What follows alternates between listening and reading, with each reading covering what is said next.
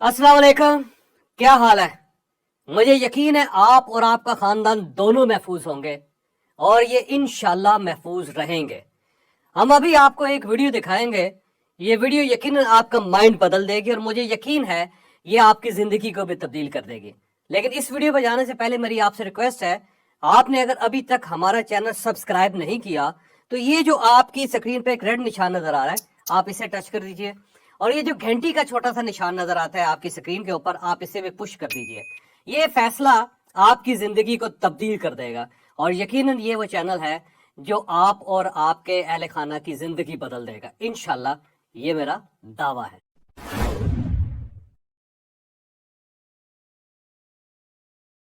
आप अगर पाकिस्तानी हैं और आप और आपका खानदान अगर इस मुल्क में रहना चाहता है तो आपको ये 5 सबक अपने दिमाग की गिरा से बांध लेने चाहिए। पहला सबक, हमारे मुल्क में किसी भी वक्त किसी के साथ कुछ भी हो सकता है। आपको अगर यकीन ना आए तो आप जुल्फकार अली भुट्टो, जनरल जियाउल हक, गुलाम इसहाक खान, फारूक उमर लगारी, बेनजीर भुट्टो, जनरल परवेज मुशर्रफ, ये लोग मुल्क के ताकतवर तरीन लोग होते थे, लेकिन आखिर में इनका क्या हशर हुआ। आप किसी दिन 5 साबिक आर्मी चीफ्स का प्रोफाइल भी निकाल कर देख लीजिए, आपको इनकी हालत पर भी तरस आएगा। आप चीफ जस्टिस हजरात के साथ होने वाली अनहोनियों की फहरिस्त भी बना लीजिए, आप ये देखकर भी हैरान रह जाएंगे। आप ये याद रखिए कि हम एक ऐसे मुल्क में रह रहे हैं जिसमें चीफ जस्टिस इंसाफ के लिए आवाम का सहारा लेने पर मजबूर हो गया था। मैंने अपनी आंखों से ऐसे ऐसे मनाजर देखे हैं कि मैं वो बयान ही नहीं कर सकता। मैंने अपनी आंखों से इस मुल्क में पुलिस के ताकतवर तरीन अफसरों के हाथों में हथकड़ियां देखी हैं।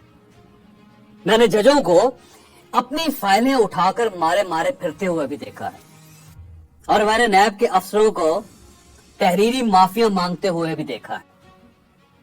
मैंने मुल्क के ताकतवर तरीन सियासी खानदानों को भी JIT के सामने पेश होते और आवाम के सामने दुहाइयां देते हुए भी देखा है।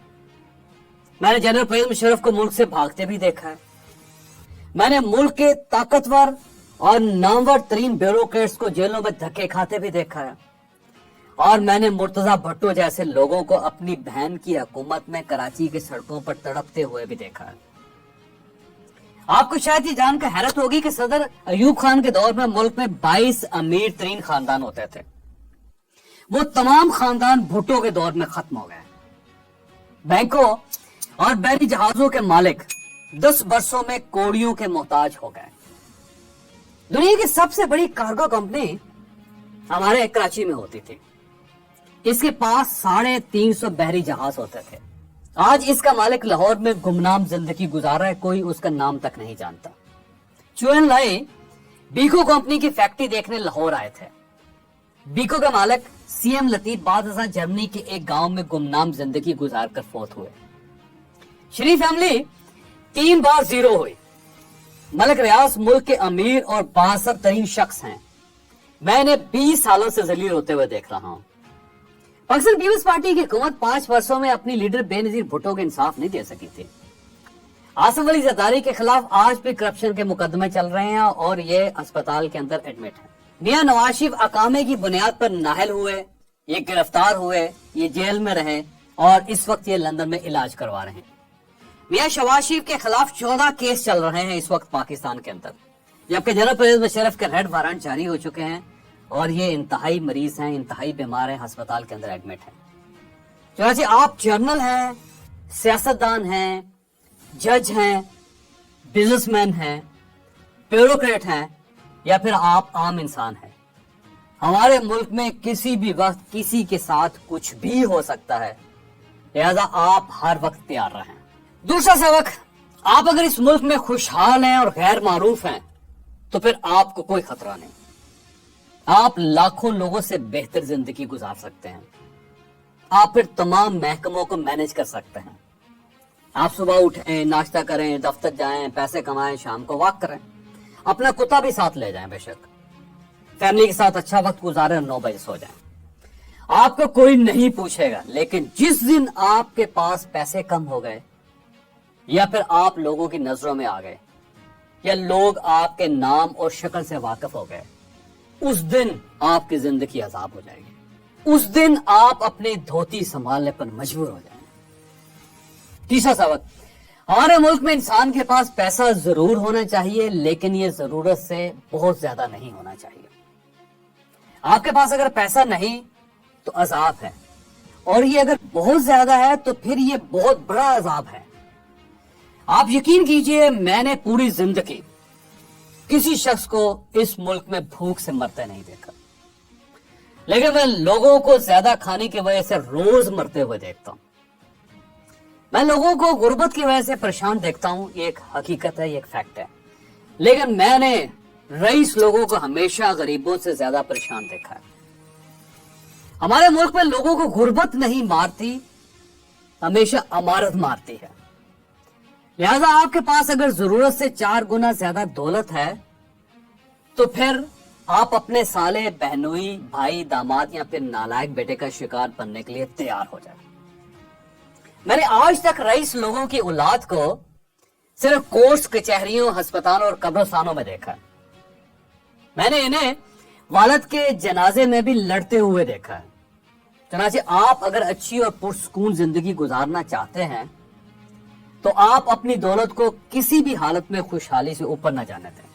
آپ کا بیٹا جس دن کھڑے کھڑے 1.5-2 کروڑ روپے کی گاڑی خرید لے، یا پھر اپنی گھڑی، اپنی گاڑی اور اپنا گھر جوئے پر لگا دے، یا 1-2 کروڑ روپے کی جائیداد ٹیلی فون پر بیچ دے، تو آپ اس دن ڈر جائیں۔ میں ایک صاحب کو جانتا ہوں، وہ خوشحال تھے، وہ جو کماتے تھے وہ اپنے اوپر، اپنے خاندان کے اوپر اور اپنی اولاد کی تعلیم پر خرچ کر دیتے تھے، اور جو بچ جاتا تھا وہ اسے خیرات کر دیتے تھے۔ وہ جب دنیا سے رخصت ہوئے تو ان کے اکاؤنٹ میں کچھ بھی نہیں تھا۔ ان کے بچے آج اکٹھے رہ رہے ہیں، جبکہ ان کے دوسرے بھائی نے زندگی بھر دولت کمائی، وہ اپنے بچوں کے لیے کروڑوں روپے چھوڑ کر گئے۔ ان کے بچے والد کے انتقال کے بعد جائیداد کے لیے لڑ پڑے، اور آپ شاید یہ جان کر حیران ہوں گے وہ بچے آج تک لڑ رہے ہیں۔ سکے بھائی بہن ایک دوسرے کے جانی دشمن ہیں۔ چنانچہ آپ کوشش کریں آپ کی دولت خوشحالی سے اوپر نہ جائے، یہ اگر چلی جائے تو آپ اسے ویلفیئر میں لگا دیں۔ آپ یقین کریں آپ بھی بچ جائیں گے، آپ کا خاندان بھی بچ جائے گا، اور یہ پورا معاشرہ بھی بچ جائے گا۔ میں چوتھے سبق کی طرف آتا ہوں۔ آپ جہاں تک ممکن ہو ڈاکٹر اور ادویات سے پرہیز کریں۔ میں نے پاکستان میں ادویات، ڈاکٹروں اور ہسپتالوں پر اعتبار کرنے والے لوگوں کو ہمیشہ روتے دیکھا ہے۔ ملک میں پرائیویٹ میڈیکل کالجز ڈاکٹروں کی بجائے کسائی پیدا کر رہے ہیں۔ یہ نا تجربہ کار بھی ہوتے ہیں اور اناڑی بھی۔ پرائیویٹ ہسپتال باقاعدہ سلاٹر ہاؤسز ہیں۔